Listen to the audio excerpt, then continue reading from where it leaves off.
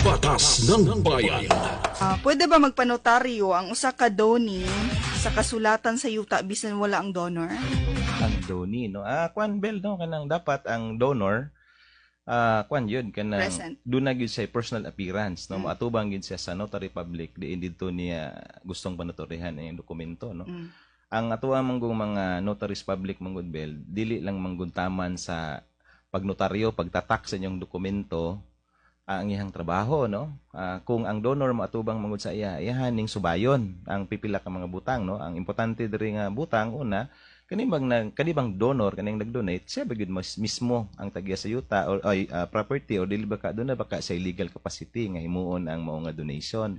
Ikaduha, subayon pud sa inyong notary public kung at the time of the donation naba siya sa sound and disposing mind. But pasabot na sa sound and disposing mind, subayon niya kung nakasabot ba siya sa iyahang gihimo.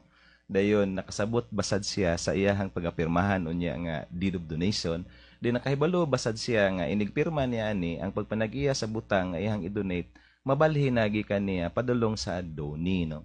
Manang importante kay bali stricto kaayo to ang kanang rules on notarial practice ana nga kinahanglan gyud mo adto ang donor labi na kay siya ang mawad-ag propriedad, no. Kinahanglan nga hatagan og opportunity or kahigayunan ng atong notary public nga makita gyud ang donor. Ayha na dayon siya mo pirma atubangan sa ato ang abogado o ayha na dayon mo notaryo ang ato ang notaryo publiko. So, no? bot pa sa bot attorney, not necessary nga na doni basta na lang donor? Yeah, or naagid silang duha? Ang doni, Bel, pwede sad siya nga siya sa iyang kabahin, pwede siya nga wala at the time nga mo-execute og notarized document ang atong donor. Provided nga si doni on a separate document